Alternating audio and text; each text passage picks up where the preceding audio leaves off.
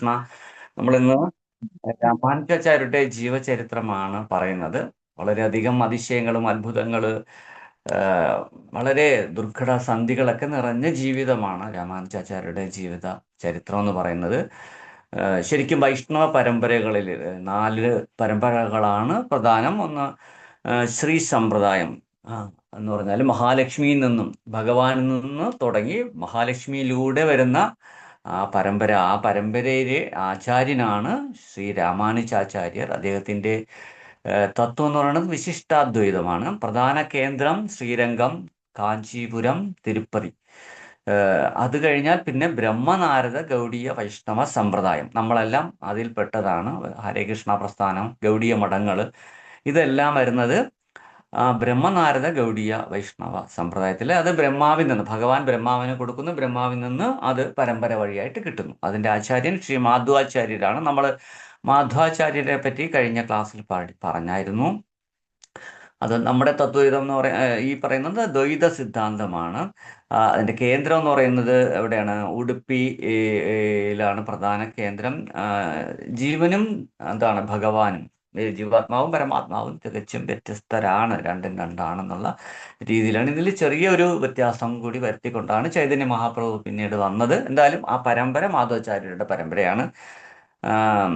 പിന്നെ വരുന്നത് രുദ്ര സമ്പ്രദായം, ഭഗവാനിൽ നിന്നും ശിവനിലേക്കും ശിവനിൽ നിന്നും അത് പരമ്പരയായിട്ട് കിട്ടുന്ന ആ സമ്പ്രദായമാണ്. അതിൽ പ്രധാന ആചാര്യൻ എന്ന് പറയുന്നത് വിഷ്ണുസ്വാമി ആണ്. പിൽക്കാലത്ത് വല്ലഭാചാര്യർ അതിൻ്റെ ഒരു നേതാവായിട്ട് മാറി. ഇപ്പം മാധവാചാര്യരുടെ ആ പരമ്പരയിൽ ചൈതന്യ മഹാപ്രഭു വീണ്ടും വന്നതുപോലെ വിഷ്ണുസ്വാമിയാണ് പ്രധാന ആചാര്യനെങ്കിലും വല്ലഭാചാര്യനും അവരുടെ ആചാര്യ പരമ്പരയിലെ പ്രധാന ആളാണ്. അവരുടെ തത്വം എന്ന ശുദ്ധ ദ്വൈതമാണ്. കേന്ദ്രം ഗുജറാത്ത്, വൃന്ദാവൻ, ആ ഏരിയയിലൊക്കെയാണ്.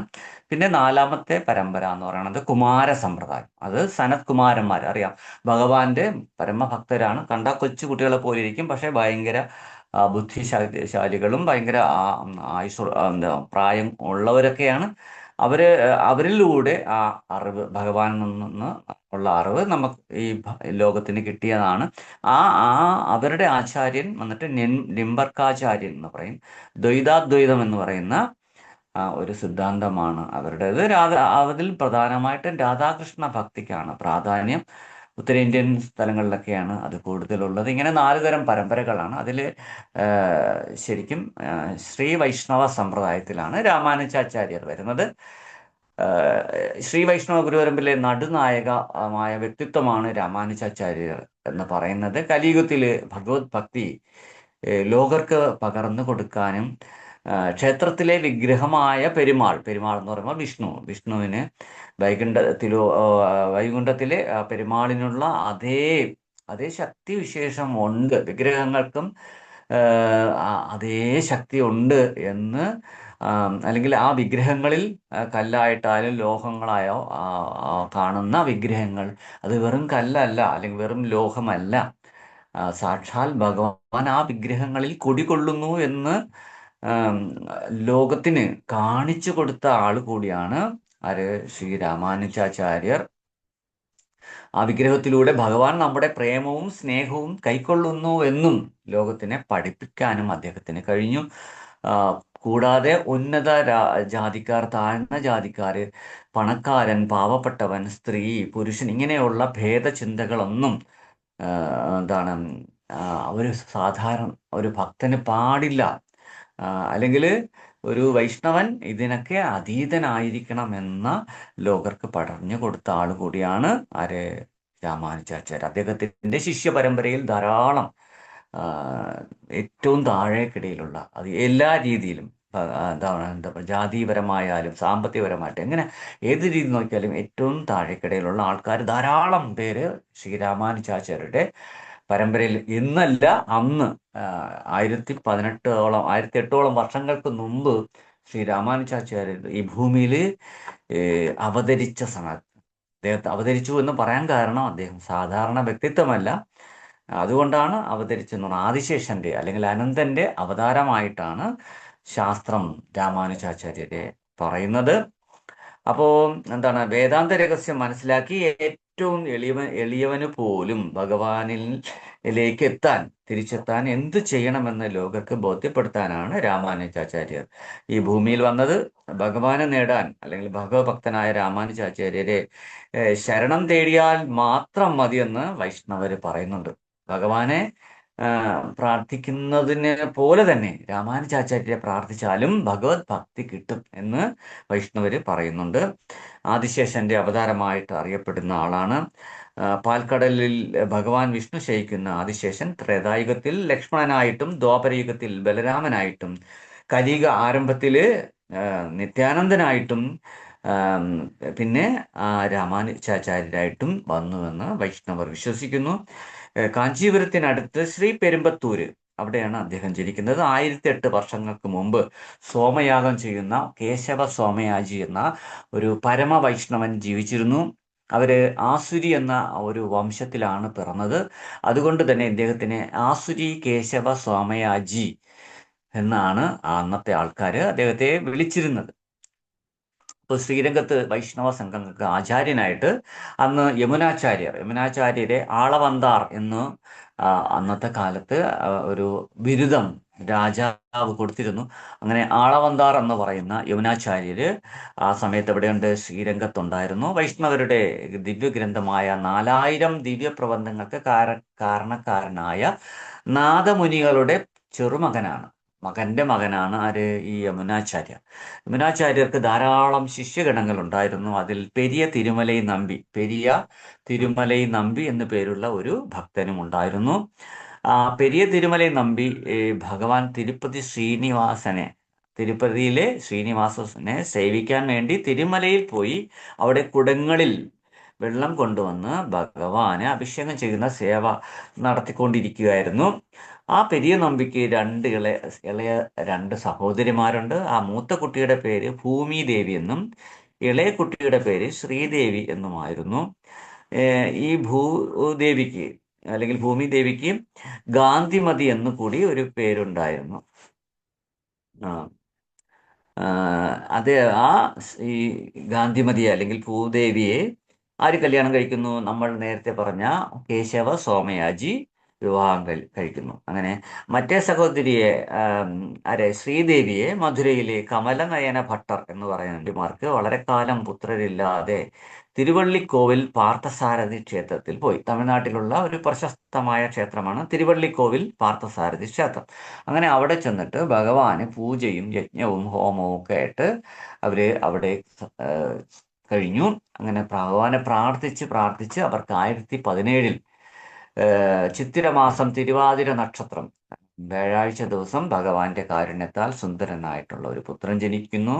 ആ കുട്ടിയാണ് ശ്രീ വൈഷ്ണവ സമ്പ്രദായത്തെ ഇത്രമാത്രം തഴച്ചു വളർത്തി വലുതാക്കിയ ശ്രീരാമാനുജാചാര്യർ. ഈ വിവരം അറിഞ്ഞ് തിരുപ്പതിയിൽ ഭഗവത് സേവനം ചെയ്ത് കഴിഞ്ഞു വന്ന പെരിയ തിരുമലൈ നമ്പി നാട്ടിൽ വന്ന് കുഞ്ഞിനെ കണ്ടിട്ട് കുഞ്ഞിന് ഇളയ ആൾവാർ എന്നാണ് അദ്ദേഹം പേരിട്ടത്. അതേസമയം അദ്ദേഹത്തിന്റെ ഇളയ സഹോദരി ഇളയ തങ്ക ശ്രീദേവിക്ക് ഒരു കുഞ്ഞു പിറന്നു. ആ കുട്ടിക്ക് ഗോവിന്ദ ഭട്ടർ എന്നും പേരിട്ടു.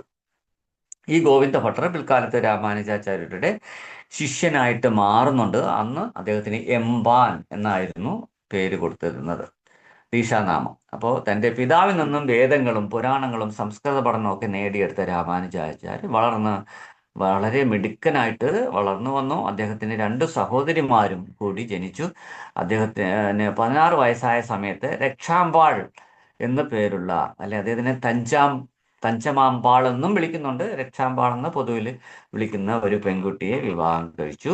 അങ്ങനെ 2 വർഷം കഴിഞ്ഞതും പിതാവ് കേശവ സോമയാജി മരണപ്പെടുന്നു. അങ്ങനെ ജീവിതം വളരെ കഷ്ടപ്പാട് നിറഞ്ഞ് ആയിരുന്നു. പിന്നീട് അങ്ങോട്ട് കൂടുതൽ വേദം പഠിക്കണം, വേദവും പുരാണങ്ങളും ഉപനിഷത്തും ഒക്കെ പഠിക്കാൻ വേണ്ടി അദ്ദേഹം പെരുമ്പത്തൂരിൽ നിന്നും കാഞ്ചീപുരത്തേക്ക് കുടുംബസമേതം താമസം മാറ്റി. അവിടെ തിരുപ്പൻകുഴി എന്ന ഗ്രാമത്തില് ശങ്കരാചാര്യരുടെ ഫോളോവർ ആയിരുന്ന അദ്വൈത സിദ്ധാന്തിയായ യാദവ പ്രകാശ് എന്ന ഒരു ഗുരുവിൽ നിന്നും അദ്ദേഹം ശിഷ്യത്വം സ്വീകരിക്കുകയാണ്. ഇതിനാണ് വേദവും പുരാണവും ഉപനിഷത്തുകളും ഒക്കെ പഠിക്കാനായിട്ട്.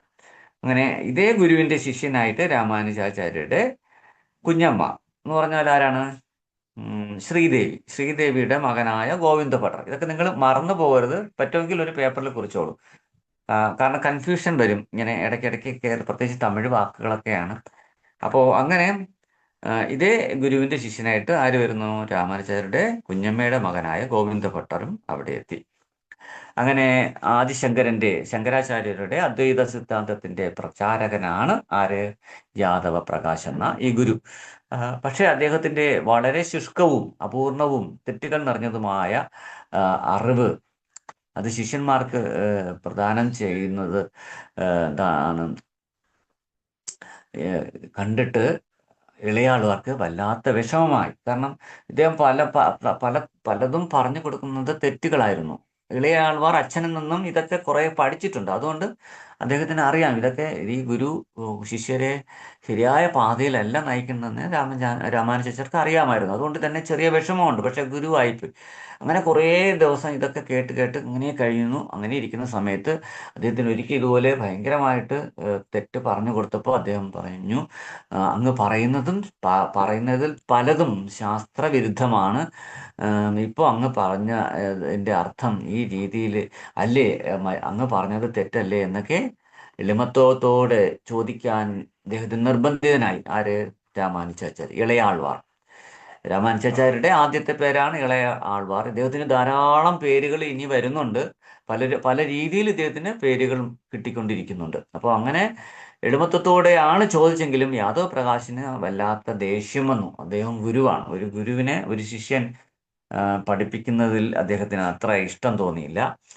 ഒരു ദിവസം ഉപനിഷത്തിൽ നിന്നും സത്യം, ജ്ഞാനം, അനന്തം ബ്രഹ്മം എന്ന് ഒരു വരി ഒരു ശിഷ്യൻ വായിക്കുമ്പോൾ അതിൻ്റെ അർത്ഥം എന്തെന്ന് ഗുരുവിനോട് ചോദിച്ചു. അപ്പോൾ അദ്വൈത തത്വം ഫോളോ ചെയ്യുന്ന ഗുരുവിൻ അത് പ്രകാശ് അതിന് സത്യവും പൂർണ്ണ അറിവും വാസ്തവമായതും അതിലില്ലാത്തതും നിർഗുണ പരബ്രഹ്മമെന്ന് ഈശ്വരനെ അങ്ങനെയാണ് നിർഗുണ പരബ്രഹ്മം എന്നാണ് വിളിക്കുന്നത് എന്ന് അദ്ദേഹം അതിനെ വ്യാഖ്യാനിച്ച് പറഞ്ഞു കൊടുത്തു. എന്താണ്? സത്യവും എന്നാൽ പൂർണ്ണ അറിവും വാസ്തവമായതും അതിലില്ലാത്തതുമാണ് നിർഗുണ പരബ്രഹ്മമെന്ന് അല്ലെങ്കിൽ ഈശ്വരൻ എന്ന് ആര് പറഞ്ഞു കൊടുത്തു? ഈ യാദവ പ്രകാശ്. അപ്പോൾ ഇദ്ദേഹം രാമാനുജാചാര്യ ചോദിച്ചു, ഗുരുവേ ഇത് ഇങ്ങനെയാണോ എന്ന് ചോദിച്ചപ്പോൾ ഗുരുവിന് ദേഷ്യം വന്നിട്ട് പറഞ്ഞു, പിന്നെ ഞാൻ എങ്ങനെ പറയണം? അല്ലെങ്കിൽ നീ പറ എന്ന് ആര് ദേഷ്യത്തോടെ അദ്ദേഹത്തിന്റെ ഗുരു പറഞ്ഞു. ഇത് കേട്ടതും ഇളയാൾവാർ വളരെ വളരെ എളിമത്വത്തോടെ ഗുരുവിനോട് പറഞ്ഞു, ഗുരുവേ, ഭഗവാൻ അല്ലെങ്കിൽ പരബ്രഹ്മം സത്യസ്വരൂപനും ജ്ഞാനസ്വരൂപനും ആദിയും അന്തവും ഇല്ലാത്തവനും നാശരഹിതനായ ഭഗവാനുമാണ്. ആ ബ്രഹ്മം എന്ന് പറയുന്നത് ഭഗവാന്റെ ചുറ്റിലുമുള്ള പ്രഭയാണ്. ബ്രഹ്മണോഹി പ്രതിഷ്ഠാഹം, ഭഗവാൻ ബ്രഹ്മം എന്നിൽ നിന്നുണ്ടാകുന്നു എന്നാണ് ഭഗവാൻ പറഞ്ഞിരിക്കുന്നത്. അങ്ങനെ വ്യക്തിരൂപമുള്ള ഭഗവാനെ എന്തുകൊണ്ടാണ് അങ്ങ് കാണാത്തത്? അങ്ങ് എന്തിനാണ് ഈ ഭഗവാനെ ഒരു ശക്തിയായിട്ട് അല്ലെങ്കിൽ ആ ഒരു പ്രഭയായിട്ട് മാത്രം അതിനെ വ്യാഖ്യാനിക്കുന്നത്? ഭഗവാന് ശരീരവും രൂപവും എല്ലാം ഉണ്ടല്ലോ എന്ന് ആര് പറയുന്നു? രാമാനുജാചാര്യർ പറയുന്നു. അപ്പോൾ ഇദ്ദേഹത്തിന് ഭയങ്കര ദേഷ്യമായി. ഇദ്ദേഹം ശാസ്ത്രത്തെ കൂട്ടിയത് ഇങ്ങനെയൊക്കെ പറഞ്ഞപ്പോൾ ഉടൻ തന്നെ പറഞ്ഞാൽ മതി മതി, ഇന്നത്തെ ക്ലാസ്സൊക്കെ നിർത്തി, നാളെ എന്ന് പറഞ്ഞ് അങ്ങനെ പിറ്റേ ദിവസം ആൾവാർ രാവിലെ ഗുരുവിൻ്റെ അരികിലെത്തി. അങ്ങനെ അക്കാലത്തെ നിയമം അനുസരിച്ച് ഗുരുവിനെ സേവിക്കണം. ഗുരുവിനെ സേവിച്ചു കൊണ്ടാണ് ശിഷ്യർ ഇതെല്ലാം പറഞ്ഞ് മനസ്സിലാക്കി പഠിക്കുന്നത്. അങ്ങനെ ഇളയ ആൾവാർ യാദവ പ്രകാശിനെ എണ്ണ കൊണ്ട് കാല് മസാജ് ചെയ്തുകൊണ്ടിരിക്കെ മറ്റു ശിഷ്യർ വേദപുസ്തകവുമായിട്ട് ഗുരുവിൻ്റെ മുന്നിലേക്ക് വരുന്നു. അങ്ങനെ വേദം പഠിച്ചുകൊണ്ടിരിക്കുന്ന സമയത്ത് ഒരു ശിഷ്യൻ എണീറ്റ് ഉപനിഷത്തിൽ നിന്നും ഒരു ശ്ലോകം വായിച്ചു. അതെന്താണെന്ന് വെച്ചാൽ ബ്രഹ്മമായ ഭഗവാൻ വിഷ്ണുവിൻ്റെ കണ്ണുകൾ എങ്ങനെയായിരിക്കും എന്നതിനെ കുറിച്ചാണ് ആ ശ്ലോകം. തസ്യ യഥാ കപ്യാസം പുണ്ടരീകം ഏവം അക്ഷണി എന്നാണ് ആ ശ്ലോകം. അപ്പോൾ ഇതിൻ്റെ അർത്ഥം ഒന്ന് പറഞ്ഞു തന്നാലും എന്ന് ഒരു ശിഷ്യൻ ഈ യാദവ പ്രകാശിനോട് ചോദിക്കും. അപ്പോൾ യാദവ പ്രകാശ് അങ്ങനെ കിടന്നുകൊണ്ട് മടിയിൽ കിടന്നുകൊണ്ട് ഇങ്ങനെ മസാജിങ്ങൊക്കെ ആസ്വദിച്ചു കൊണ്ട് കിടന്നുകൊണ്ട് തന്നെ പറഞ്ഞു, അത് കേട്ടോളൂ, പേപ്പറൊക്കെ എടുത്ത് എഴുതിക്കോളൂ. കപി എന്നാൽ കുരങ്ങ്, ആസം എന്ന് പറഞ്ഞാൽ പുറകുവശം, പുണ്ടരീകം എന്ന് പറഞ്ഞാൽ വിഷ്ണു, അക്ഷിണി എന്ന് പറഞ്ഞാൽ കണ്ണുകൾ. ചുരുക്കി പറഞ്ഞാൽ കുരങ്ങിൻ്റെ പുറകുവശത്തുള്ള ആസനം പോലെയാണ് പെരുമാളിൻ്റെ കണ്ണുകൾ എന്ന് ആര് പറഞ്ഞു കൊടുക്കുന്നു? നമ്മുടെ യാദവ പ്രകാശ് പറഞ്ഞു കൊടുക്കുന്നു. ഇത് കേട്ടതും ഭഗവാന്റെ കണ്ണുകളെ ഈ വിധം വളരെ മോശമായിട്ട് തെറ്റായിട്ട് വ്യാഖ്യാനിച്ചതിൽ ഇളയാൾവാർക്ക് ഭയങ്കര സങ്കടം വന്നു. സങ്കടം വന്ന് മാത്രമല്ല, കണ്ണീർ കൂടി കണ്ണീരിങ്ങനെ ആ പുറത്തേക്ക് ചാടി. ഇപ്പൊ ദേഹത്ത് ചൂട് ചൂട് കണ്ണീര് വീഴുന്നത് കണ്ട് യാദവ് പ്രകാശ് തിരിഞ്ഞു നോക്കിയപ്പോൾ ഒരാളിരുന്ന് കരയുന്നു. എന്താ നീ ഇരുന്ന് കരയണത്? എന്താ നീ കരയുന്നതെന്ന് യാദവ് പ്രകാശ് ചോദിച്ചു. അപ്പോ രാമാനുജാചാര്യ പറയും, എൻ്റെ ഭഗവാന്റെ കണ്ണുകളെ കുരങ്ങന്റെ ആസനം പോലെ എന്ന് പറയാൻ അങ്ങേക്ക് എങ്ങനെ കഴിഞ്ഞു? കവി എന്നാൽ കുരങ്ങ് എന്ന ഒരു അർത്ഥമുണ്ട്, ഇല്ലെന്നല്ല. പക്ഷേ ആ ആ അർത്ഥമല്ല ഇവിടെ ചേർക്കേണ്ടത്.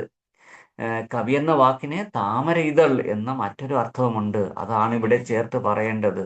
സൂര്യപ്രകാശമേറ്റ് വിരിഞ്ഞ താമര ഇതൾ പോലെയാണ് ഭഗവാന്റെ കണ്ണുകൾ എന്നല്ലേ ഈ ശ്ലോകത്തിന്റെ അർത്ഥം എന്ന് ആര് പറയുന്നു? രാമാനുജാചാര്യ പറയുന്നു. ഇത് കേട്ടതും യാദവ പ്രകാശിന് ഭയങ്കര ദേഷ്യമായി. ആർക്ക്?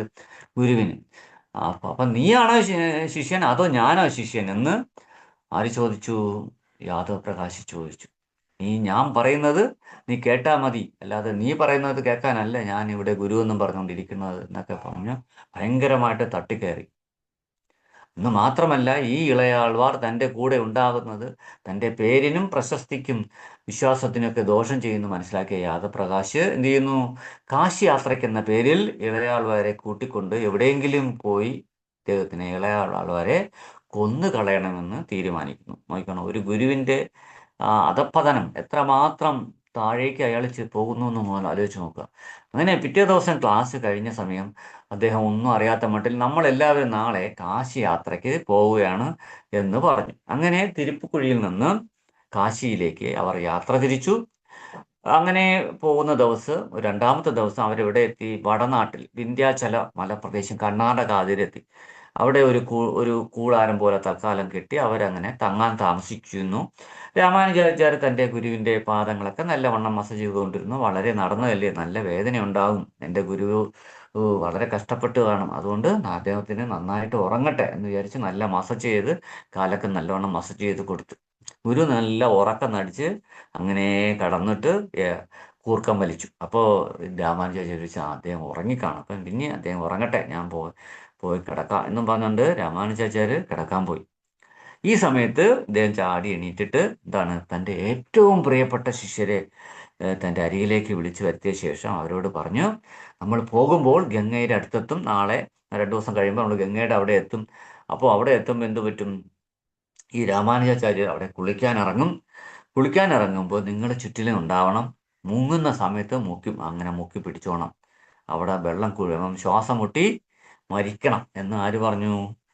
ഈ യാദവ പ്രകാശ് പറഞ്ഞു. അപ്പൊ ഇതാര് കേൾക്കുന്നുണ്ട്? രാമാനുജാചാര്യരുടെ ചിത്തിയുടെ അല്ലെങ്കിൽ കുഞ്ഞമ്മയുടെ മകനായ ഗോവിന്ദ ഭട്ടർ ഇത് യാദൃച്ഛവശാൽ കേട്ടു. ഇത് കേട്ട് ഭയത്തോടെ അദ്ദേഹം ഓടി രാമാനുജാചാര്യ അടുത്തെന്ന് പറഞ്ഞു, ഇങ്ങനെയൊക്കെയാണ് നിനക്കെതിരെ ഇവിടെ വലിയ എന്താ പറയാ ചതി നടക്കുന്നുണ്ട്, എത്രയും വേഗം ജ്യേഷ്ഠൻ ഇവിടം വിട്ട് പോകണം, അങ്ങയുടെ ജീവൻ വല്ലാത്ത അപകടത്തിലാണ് എന്ന് ഈ പറഞ്ഞ കാര്യം അതുപോലെ രാമാനുജാചാര്യ ഇളയാൾവാരുടെ അടുത്ത് പറഞ്ഞു കൊടുത്തു. ഇത് കേട്ട് രാമാനുജാചാര്യ ആ രാത്രി തന്നെ അവിടെ വിട്ട് ഓടി. അങ്ങനെ നേരം വെളുത്തോടൻ ഇളയാൾവാരെ കാണാനില്ലെന്ന് ശിഷ്യർ വന്ന് യാദവ പ്രകാശിനോട് പറഞ്ഞു. അപ്പോൾ അദ്ദേഹം ചിന്തിച്ചു, നന്നായി, ഇനിയിപ്പോൾ ഞാനായിട്ട് കൊന്നൊന്നും വേണ്ട, എന്തായാലും പോണ വഴി മൊത്തം കാടാണ്, കാട്ടിൽ എന്തെങ്കിലും കടുവയോ പുലിയോ എന്തെങ്കിലുമൊക്കെ പിടിച്ച് തിന്നോളും, അല്ലെങ്കിൽ വഴി തെറ്റി കാട്ടിൽ അലഞ്ഞ് അങ്ങനെ എന്തെങ്കിലും തത്തോളും, എന്തായാലും ഒരു ശല്യം തീർന്നു കിട്ടിയെന്ന് വിചാരിച്ച് യാദവ പ്രകാശിന് വലിയ സന്തോഷമായി. അവരെന്നാലും പോയ അത് മുടക്കാതെ കാശിയിലേക്ക് തന്നെ യാത്ര തിരിച്ചു. എന്നാൽ ഇവിടെ എന്ത് നടക്കുന്നു? ഇവിടെ ഈ പ്രകാശ് ഇങ്ങനെയൊക്കെ ചിന്തിക്കാൻ മാത്രം ഞാൻ എന്ത് തെറ്റാണ് എൻ്റെ ഗുരുവിനോട് ചെയ്തത്, ഗുരുവിൻ്റെ വെറുപ്പിന് പാത്രീഭൂതനാകാൻ മാത്രം ഞാൻ എന്ത് തെറ്റാണ് ചെയ്തതെന്ന ചിന്തയുമായിട്ട് അദ്ദേഹം തിരിച്ച് കാഞ്ചീപുരത്തേക്ക് വരാനുമായിട്ട് നടക്കുകയാണ്. പക്ഷെ വഴിയറിയില്ല. അങ്ങനെ ഒറ്റയ്ക്ക് വന്യമൃഗങ്ങൾ നിറഞ്ഞ കാട്, വെറും ഭയങ്കര അന്ധകാരമാണ്. കാട്ടിലൊക്കെ പകൽ പോയാലും ഭയങ്കര ഭീകരമായ നിശബ്ദതയും ഇടയ്ക്കിടയ്ക്ക് ചില മൂളലുകളും ചില അമറലുകൾ, ചില എന്താ പറയുക പേടിപ്പെടുത്തുന്ന ശബ്ദങ്ങളൊക്കെ ഉണ്ടാവും. ഒപ്പം ഭയങ്കര ഇരുട്ടുമായിരിക്കും. കാട്ടിലൊക്കെ പോയവർക്കറിയാം, ഞാൻ കുറേ അനുഭവിച്ചിട്ടുണ്ട്. എന്തായാലും അതൊക്കെ ഇവിടെ പറഞ്ഞിട്ടുണ്ട് എന്തായാലും ഒരിക്കൽ. അപ്പോൾ അങ്ങനെ ഒരു കാട്ടിലൂടെ ഈ വിന്ധ്യാചലത്തിലൂടെ നടക്കുന്ന സമയത്ത് നോക്കുമ്പോൾ രണ്ട് പേരങ്ങനെ നടന്നു പോകുന്നു. ഒരു വേടനും വേടത്തിയും. അദ്ദേഹം ഓടി അവർക്ക് മുന്നിലേക്ക് എത്തി. എന്നിട്ട് അവരുടെ അടുത്ത് പറഞ്ഞു, ഞാനിങ്ങനെ വഴിതെറ്റി വന്നതാണ്, എനിക്ക് കാഞ്ചീപുരത്തേക്ക് പോകണം, എനിക്ക് വഴി അറിയില്ല, എന്നെ രക്ഷിക്കണം എന്നൊക്കെ പറഞ്ഞു. അപ്പോൾ അവർ പറയും, അങ്ങനെയോ, ശരി, എന്നാൽ കുഴപ്പമില്ല, ഞങ്ങളും ആ ഭാഗത്തേക്കാണ്, നമുക്ക് നിങ്ങൾ നിങ്ങളെ കൂടി നമ്മൾ കൂട്ടിക്കോളാം എന്ന് പറഞ്ഞ് നടക്കാൻ പോകും. ഒരു രണ്ട് അടി നടന്നില്ല, അപ്പോഴേക്കും ആ, ഈ പറയുന്ന ആരാണ്, ഈ വേടൻ പറഞ്ഞു, എനിക്ക് വല്ലാതെ ദാഹിക്കണ്, കുറച്ച് വെള്ളം കിട്ടിയാൽ കൊള്ളാം എന്ന് പറയും. അപ്പോഴേക്കും സന്ധ്യ കഴിഞ്ഞു. അപ്പോ ശരി, ഇത് കേട്ട ഉടൻ തന്നെ വേടത്തി രാമാനുജാചാര്യരോട് പറയും, സ്വാമി, ഇതിനടുത്ത് എവിടെയെങ്കിലും പോയിട്ട് ഏതെങ്കിലും വീട്ടിൽ നിന്ന് കുറച്ച് വെള്ളം കൊണ്ടുവരണം എന്ന് പറയും. അപ്പോൾ അവർ പറയും, അദ്ദേഹം പറയും, കാടല്ലേ, നമ്മൾ വീടൊക്കെ ഇനി എത്രയോ കിലോമീറ്റർ, നീ ഒന്ന് അന്വേഷിച്ച് നോക്ക്, ചിലപ്പോൾ ഇവിടെ എവിടെയെങ്കിലും കാണും എന്നൊക്കെ പറയും. അങ്ങനെ അദ്ദേഹം പോയപ്പോൾ ഒരു കിണർ കണ്ടു. അങ്ങനെ ആ കിണറിൽ നിന്ന് വെള്ളം, ഒരു വലിയ ഇല, എന്താ പറയുക, തേക്കില പോലെയുള്ള വലിയ ഇല എടുത്ത് അതിനെ കോട്ടി അതിൽ വെള്ളവുമായിട്ട് ഓടി വരും, വന്ന് അദ്ദേഹത്തിന് കൊടുക്കും. ഈ വേടന് കൊടുക്കുമ്പോൾ വെള്ളം കുടിക്കുമ്പോൾ ഭയങ്കര ആശ്വാസമായി. പക്ഷെ എൻ്റെ കാല് വല്ലാതെ കോച്ചുന്നു, അതുകൊണ്ട് ഇന്ന് വേണ്ട, നാളെ രാവിലെ നമുക്ക് യാത്ര ചെയ്യാം എന്ന് ആര് പറയുന്നു? ഈ വേടൻ പറയും. അപ്പോൾ ശരിയെന്ന് പറഞ്ഞ് അവരെല്ലാവരും ആ കാട്ടിൽ തന്നെ ആ മരത്തിൻ്റെ ചുവട്ടിൽ അവിടെ വിശ്രമിച്ച് അവിടെ തന്നെ കിടന്നുറങ്ങി. ഒട്ടും നടന്നിട്ടില്ല അവർ. ആലോചിച്ച് നോക്കണം, അങ്ങ് കർണാടക ബോർഡറിൽ നിന്ന് അവർ ഇറങ്ങിയതാണ്. ഒരു രണ്ടടി നടന്നപ്പോഴാണ് ഈ സംഭവങ്ങളൊക്കെ നടക്കുന്നത്. കാഞ്ചീപുരം എന്ന് പറയുന്നത് തമിഴ്നാടാണ്. പക്ഷെ അവിടെ ഇനി എത്തണമെങ്കിൽ ഈ പറഞ്ഞ പോലെ നല്ല ഒരു 1.5 ദിവസത്തെ യാത്രയുണ്ട്, കാട്ടിലൂടെ നടന്നു വരണം. അങ്ങനെ ഇവർ അവിടെ കിടന്നു. നേരം വെളുത്ത് കണ്ണ് തുറന്നു നോക്കുമ്പോൾ ആ വേടനെയും കാണാനില്ല, വേടത്തെയും കാണാനില്ല. അപ്പോൾ വഴി പറഞ്ഞു തരാമെന്ന് പറഞ്ഞ് തന്നെ കൂട്ടിക്കൊണ്ട് വന്നവർ തന്നെ ഒറ്റയ്ക്കാക്കി കടന്നു കളഞ്ഞല്ലോ എന്ന് രാമാനുജാചാര്യ ചിന്തിച്ചു. ഇനിയിപ്പോൾ ഞാൻ എങ്ങനെ പോകും? എന്തായാലും കഴിഞ്ഞ രാത്രി വെള്ളം കോരുക വന്ന കിണർ ൻ്റെ ആ വശത്തേക്ക് പോകാം. അത് അവിടെ കിണറൊക്കെ ഉണ്ടെങ്കിൽ ആ ഭാഗത്ത് എവിടെയെങ്കിലും ആരെങ്കിലും കാണും. അങ്ങനെ നമുക്ക് ആ വഴി ചോദിച്ചൊക്കെ പിന്നെ കാഞ്ചീപുരത്ത് പോകാം എന്നൊക്കെ പറഞ്ഞുകൊണ്ട് ഇദ്ദേഹം നേരെ കിണറിൻ്റെ ആ ഭാഗത്തേക്ക് വച്ച് പിടിച്ചു. അങ്ങനെ പോയി പോയി പോയി അവസാനം കിണർ കണ്ടെത്തി. കിണർ കണ്ടെത്തി. അവിടെ കിണർ കണ്ടെത്തി അവിടുന്ന് കുറച്ച് വെള്ളം കോരി കുടിക്കുകയും ചെയ്തു. അദ്ദേഹം കുടിച്ച് അങ്ങനെ നിന്ന് നോക്കും, നാല് ചുറ്റും നോക്കുമ്പോൾ ഒരു ഒറ്റയടി പാത അതിൽ കൂടി. അപ്പോൾ അദ്ദേഹം ഭയങ്കര സന്തോഷമായി. അതാണ് ആൾക്കാരൊക്കെ വരുന്ന സ്ഥലം തന്നെ എന്ന് വിചാരിച്ചിട്ട് അദ്ദേഹം ചോദിക്കും, ഇത് ഏത് സ്ഥലമാണ്? എനിക്ക് കാഞ്ചീപുരത്തേക്ക് പോകാനുള്ളതാണ് എന്ന് പറയും. അപ്പോൾ അപ്പോൾ അവർ പറയും, ഇത് തന്നെ കാഞ്ചീപുരം, ഇതാ അതോ അകലെ നോക്ക്, ദൂ കാണുന്നത് കാണണ്ട, അതാണ് ആ കാഞ്ചീപുരത്തെ ക്ഷേത്ര ഗോപുരം എന്ന് പറയും. അപ്പോൾ രാമാനുജർ ഇറങ്ങി നോക്കുമ്പോൾ ശരി തന്നെ, അവിടെ എന്ത് കാണുന്നുണ്ട്? അവിടെ വരദരാജ പെരുമാളിൻ്റെ ക്ഷേത്രവും ക്ഷേത്ര വിമാനവും ഒക്കെ രാമാനുജാചാര്യ കണ്ടു. അപ്പോൾ രാത്രി ഞാൻ വിന്ധ്യാചലത്തിലായിരുന്നു, ഇന്നതാ രാവിലെ കാഞ്ചീപുരത്ത് എത്തി, ഇതെങ്ങനെയാണ് എന്ന് ആലോചിച്ച് അദ്ദേഹം ആ, ഇങ്ങനെ ചിന്തിച്ചുകൊണ്ടിരുന്നു. ഇതെങ്ങനെ സംഭവിച്ചു? ഒരു ദിവസം പോലും യാത്ര ചെയ്തില്ല, കുറച്ച് ദൂരം നടന്നു എന്നുള്ളത് ഒഴിച്ച് ബാക്കി ഒട്ടും ഞാൻ ഒന്നും ചെയ്തില്ല, ഇത്രയും പെട്ടെന്ന് ഞാൻ എങ്ങനെ ഈ കാഞ്ചീപുരത്ത് എത്തിയെന്ന് അദ്ദേഹത്തിന് ഭയങ്കര അതിശയമായി. സാക്ഷാൽ ഭഗവാൻ വിഷ്ണുവും ലക്ഷ്മി ദേവിയുമാണ് തനിക്ക് തുണയായി, അല്ലെങ്കിൽ തന്നെ വേഗത്തിൽ, അതിവേഗത്തിൽ ഇവിടെ ഈ പറയുന്ന കാഞ്ചീപുരത്തിൽ എത്തിച്ചത് എന്ന് മനസ്സിൽ അദ്ദേഹത്തിന് തെളിഞ്ഞു വന്നു.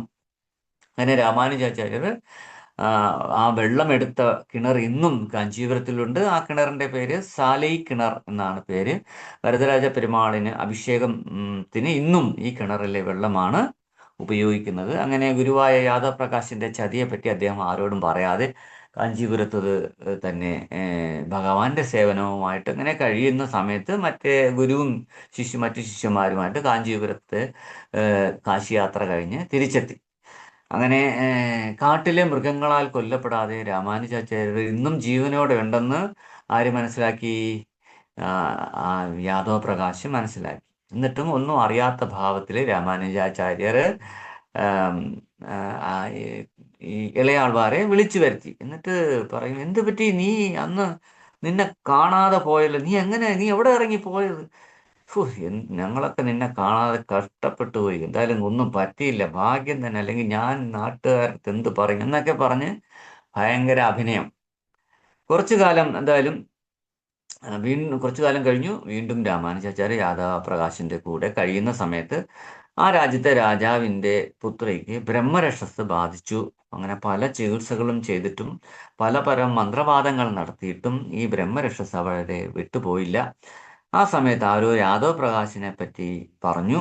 അദ്ദേഹം ഇങ്ങനെ യാദവ് പ്രകാശ് എന്ന് പറഞ്ഞ ഒരു സന്യാസി ഈ നാട്ടിലുണ്ട്, അദ്ദേഹത്തെ കൊണ്ടുവന്നു കഴിഞ്ഞാൽ ഈ ബ്രഹ്മരക്ഷസിനെ ഒഴിപ്പിക്കാൻ പറ്റും എന്ന് ആരോ പറഞ്ഞു. അങ്ങനെ രാജാവ് യാദവ് പ്രകാശിനെ കൊട്ടാരത്തിലേക്ക് കൊണ്ടുവരാൻ ആളെ അയച്ചു.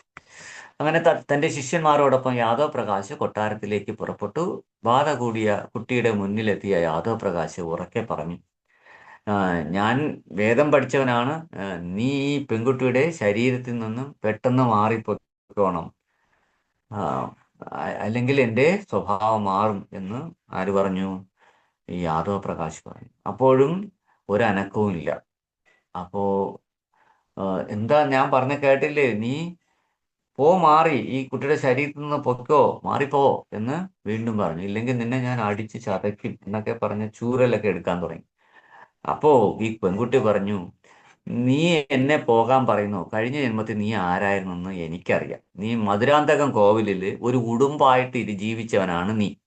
ആ കോവിലിൽ വന്ന ഏതോ ഒരു വൈഷ്ണവനിൽ നിന്ന് എന്തോ ഒരു പ്രസാദത്തിന്റെ ഉച്ഛിഷ്ടം നീ കഴിച്ചത് കൊണ്ട് ഈ ജന്മത്തിൽ നീ വലിയ ആചാര്യനായി. അതിനാൽ നീ പറഞ്ഞാൽ ഞാൻ എവളെ വിട്ടു പോകാനൊന്നും പോണില്ല. മറിച്ച് നിന്റെ ശിഷ്യനായിട്ട് ആ രാമാനുജാചാര്യർ പറഞ്ഞാൽ ഞാൻ പോകും. അല്ല നീ പറഞ്ഞെന്ന് പറഞ്ഞാൽ ഞാൻ പോകാനൊന്നും പോണില്ല. നിന്നെ എനിക്ക് പേടിയില്ല, നീ അതിനുള്ള മഹത്വമുള്ള ആളുമല്ല എന്ന് ആര് പറയുന്നു? ആ ബ്രഹ്മരക്ഷസ് കയറിയ പെൺകുട്ടി പറയും. അപ്പൊ ഈ വാക്ക് കേട്ട് രാജാവും മന്ത്രിമാരും കൊട്ടാരവാസികളും എല്ലാവരും അതിശയിച്ചു നിന്നു. അവര് രാമാനുജാചാര്യെ ഒന്ന് പറയുമോ എന്ന് പറഞ്ഞു. അങ്ങനെ രാമാനുജാചാര്യ അവർ മുന്നിലേക്ക് വന്നിട്ട് ബ്രഹ്മരക്ഷസ് കയറി ആ കുട്ടിയോട് പറയും, ബ്രഹ്മരക്ഷസെ, നീ എന്തിനാണ് ഈ പെൺകുട്ടിയെ ഇങ്ങനെ ഉപദ്രവിക്കുന്നത്? പാവം, ആ കുട്ടി എന്തെങ്കിലും പിഴച്ചോ? എന്തിനാണ് ആ കുട്ടിയെ ഇങ്ങനെ നീ ബുദ്ധിമുട്ടിക്കുന്നത്? ദയവായിട്ട് നീ പുറത്തേക്ക് പോ.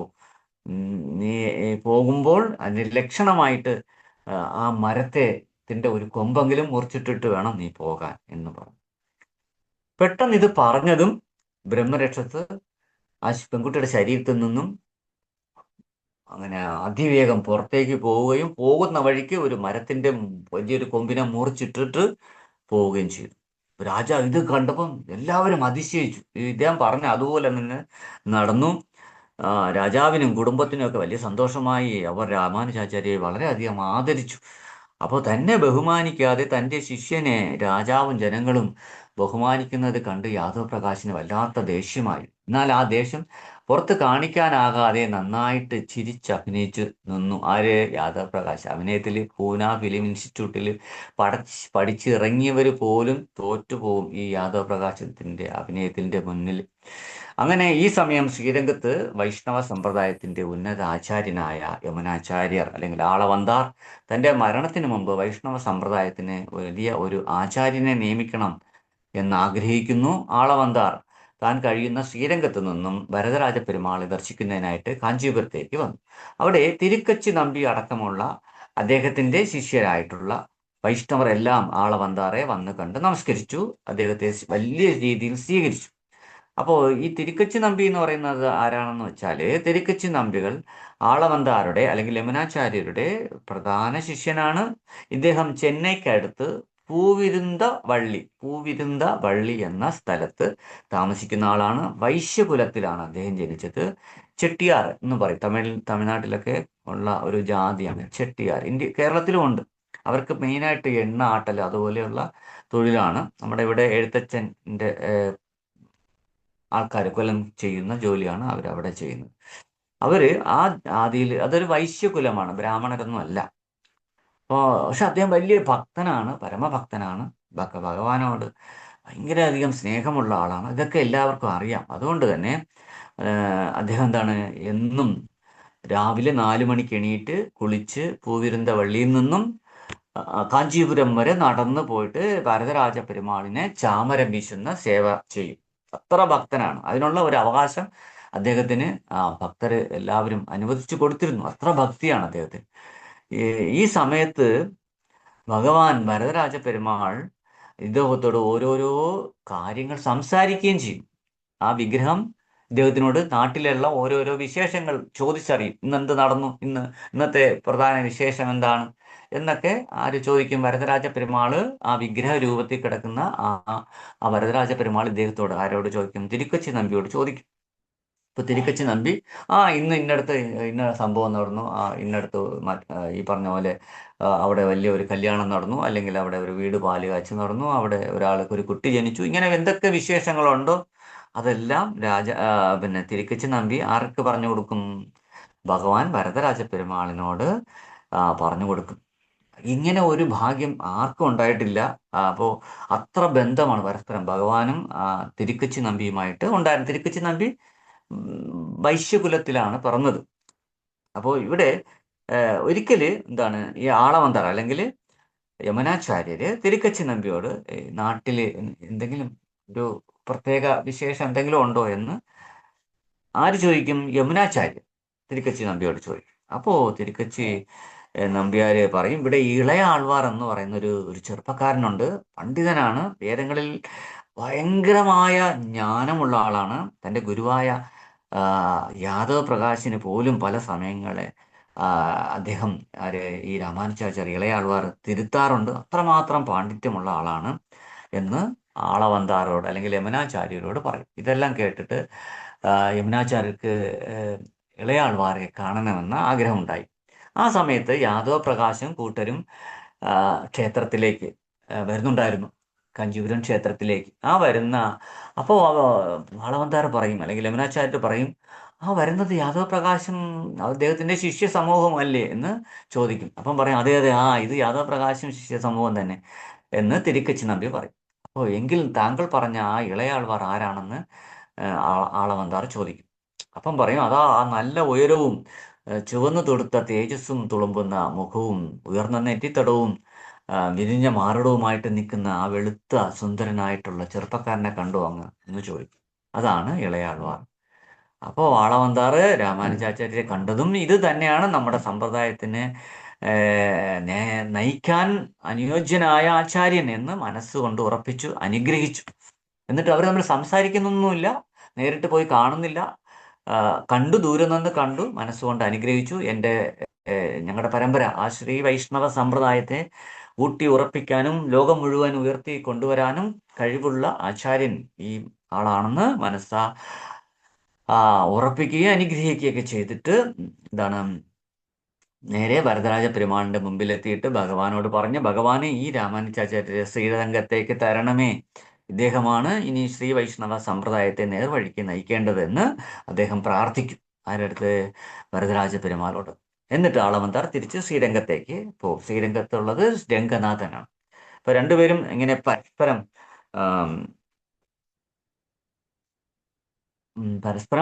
കണ്ടെങ്കിലും അദ്ദേഹം കണ്ടില്ല.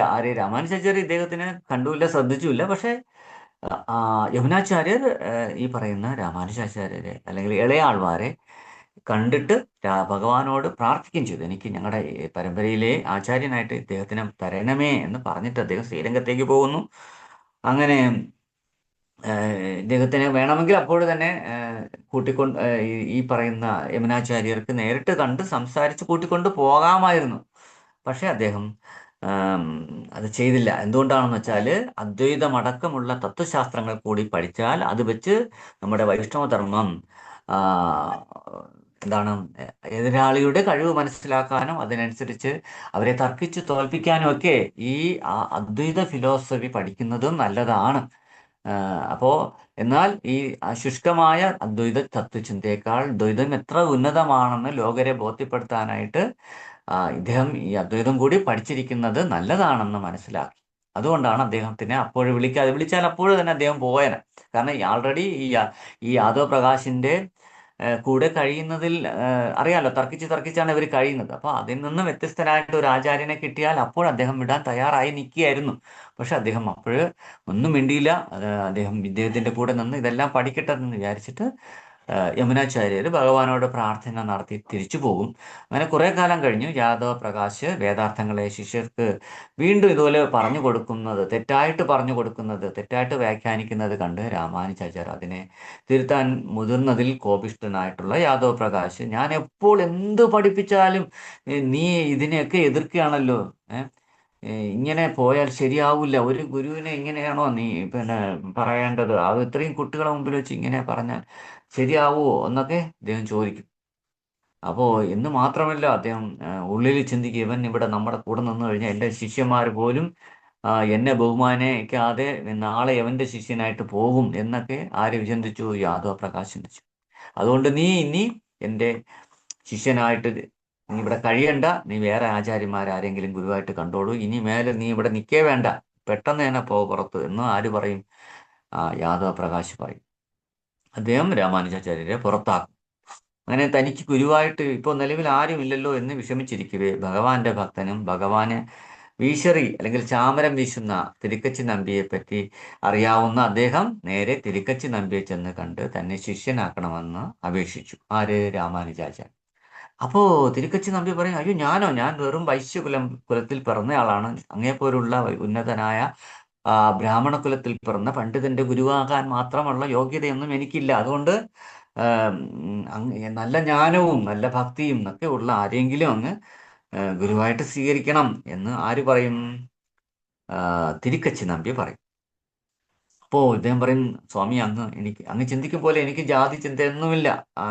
അങ്ങ് ഏത് ജാതിയൊന്നും ഞാൻ ചിന്തിക്കുന്നേ ഇല്ല. അങ്ങ് വലിയ ഭക്തനാണ്, അങ്ങ് ഭഗവാന്റെ സേവനം ചെയ്യുന്ന ആളാണ്. അപ്പോൾ അതാണ് എനിക്ക് അങ്ങയിൽ കണ്ട യോഗ്യത. അതുകൊണ്ട് എനിക്ക് അങ്ങനെയുള്ള അങ്ങ് നിന്നും ശിഷ്യത്വം സ്വീകരിക്കുന്നതാണ് എനിക്കിഷ്ടം എന്ന് പറയും. അപ്പോഴും അദ്ദേഹം പറയുന്നില്ല, എനിക്ക് അങ്ങനെ നിന്നെ സ്വീകരിക്കാനുള്ള, ശിഷ്യനായിട്ട് സ്വീകരിക്കാനുള്ള ഒരു യോഗ്യത എനിക്കില്ല എന്ന് തിരുക്കച്ചി നമ്പി ആവർത്തിച്ചു.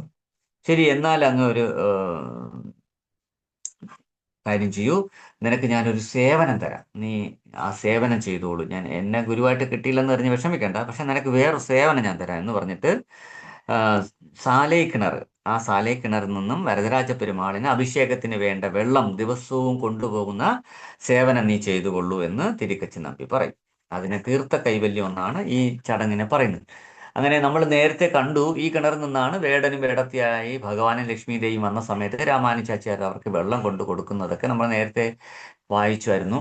അങ്ങനെ ദിവസവും ഈ സാലേ കിണറിൽ നിന്നും കുടങ്ങളിൽ വെള്ളം നിറച്ച് അത് വരദരാജ പെരുമാൾ ക്ഷേത്രത്തിൽ ഭഗവാൻ അഭിഷേകം ചെയ്യുന്നതിന് കൊണ്ടു കൊടുക്കുന്ന സേവനം രാമാനുജാചാര്യർ ചെയ്തുകൊണ്ടിരുന്നു.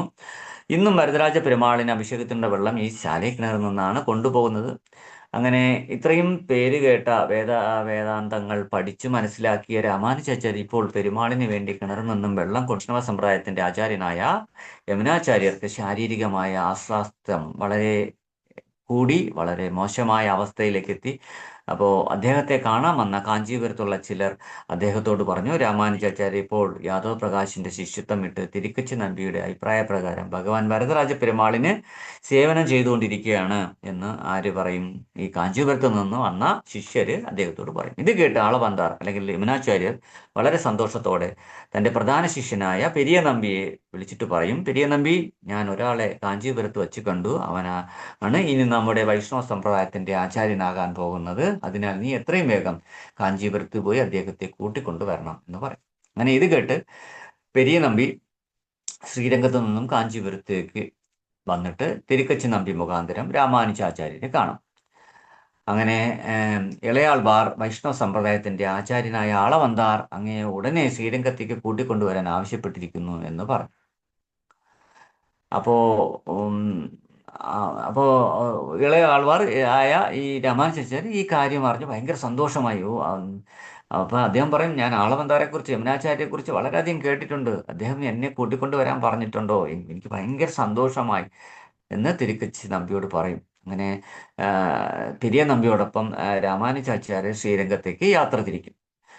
എന്തായാലും ഒരു വൈഷ്ണവ ഗുരുവിനെ തന്നെ കിട്ടിയിരിക്കുന്നു, ഞാൻ എത്ര ഭാഗ്യവാനാണെന്ന് അദ്ദേഹം മനസ്സിൽ കരുതി ശ്രീരംഗം ക്ഷേത്രത്തിന് മുന്നിലെ കാവേരി നദി കടന്നതും കുറെ വൈഷ്ണവർ ഓടി വരുന്നത് കണ്ടു. അവർ ഓടി വന്നിട്ട് പെരിയ നമ്പിയെടുത്ത് പറയും, സ്വാമി ആളവന്താർ മരിച്ചുപോയി.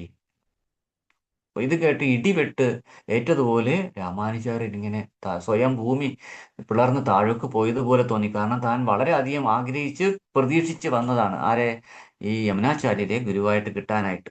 പക്ഷേ അതിനുള്ള യോഗമില്ലാതെ തനിക്ക് പോയല്ലോ എന്ന് അദ്ദേഹം വിഷമിച്ച് കരയും. ഭഗവാന്റെ പരിശുദ്ധ ഭക്തനായ ഒരു ഗുരുവിനെ കിട്ടിയല്ലോ എന്നൊരു അഹംഭാവം പോലെ ഒരു ചിന്ത തനിക്കുണ്ടായിരുന്നു. അത് അങ്ങനെ പോയി. തനിക്ക് ഒന്നും താൻ പ്രതീക്ഷിച്ച് വന്നത് കിട്ടാതെ പോയല്ലോ എന്നുള്ള ഒരു സങ്കടം അദ്ദേഹത്തിന് വന്നു മൂടി. അങ്ങനെ പെരിയ നമ്പിയോടൊപ്പം ആളവന്താരുടെ ശരീരം കിടന്ന ഭാഗത്തെത്തിയ രാമാനുജാചാര്യർ ചൂണ്ടുവിരലും തള്ളവിരലും ഒഴിച്ച് 3 വിരലുകൾ മടങ്ങിയിരിക്കുന്നതായിട്ട് കണ്ടു. ആരുടെ? യമുനാചാര്യരുടെ 3 വിരലുകൾ മടങ്ങിയിരിക്കുന്നു, ബാക്കി 2 വിരലുകൾ നിവർന്നു തന്നെ ഇരിക്കുന്നു. അപ്പോൾ അവര് അടുത്ത് ശിഷ്യരോട് ചോദിച്ചു, ഇതെന്താ ഇങ്ങനെ മടങ്ങിയിരിക്കാൻ കാര്യം എന്ന് ചോദിച്ചു. അപ്പോൾ താങ്കൾ വന്നാലുടൻ താങ്കളോട് 3 സത്യങ്ങൾ ചോദിച്ചു വാങ്ങണമെന്ന് ഗുരുവിനുണ്ടായിരുന്നു. അതാണ് മരിച്ച സമയം ഈ രീതിയിൽ കാണപ്പെട്ടതെന്ന് അദ്ദേഹത്തിന്റെ ശിഷ്യർ പറയും. അപ്പോൾ എന്ത് സത്യങ്ങളാണ് എന്ന് രാമാനുജാചാര്യർ അവരോട് ചോദിക്കുമ്പോൾ അവർ പറയും, ഞങ്ങളുടെ അടുത്ത് അതൊന്നും പറഞ്ഞില്ല, എന്തോ 3 സത്യങ്ങൾ അങ്ങയെക്കൊണ്ട് ചെയ്യിക്കണമെന്ന് പറഞ്ഞിട്ടുണ്ട് എന്ന് പറയും. അപ്പോൾ രാമാനുജാചാര്യർ ഉടൻ തന്നെ അവിടെ തന്നെ ഇരുന്ന് ധ്യാനിക്കും. ധ്യാനിക്കുമ്പോൾ എന്താണ് അദ്ദേഹത്തിന് ഉള്ളിലേക്ക് അദ്ദേഹത്തിന്റെ എന്താണ് ഉദ്ദേശിച്ചത് കടന്നു വരും. അദ്ദേഹം പറയും, വേദവ്യാസൻ എഴുതിയ ബ്രഹ്മസൂത്രത്തിന് വിശിഷ്ടാദ്വൈത തത്വപ്രകാരം വ്യാഖ്യാനം അല്ലെങ്കിൽ ശ്രീഭാഷ്യം രചിക്കണം. ഇതാണ് ആദ്യം അദ്ദേഹം എന്നിൽ നിന്ന് ആവശ്യപ്പെടുന്നത്. ഇത് പറഞ്ഞതും 3 വിരലിൽ 1 വിരല് വീണ്ടും നിവർന്നു.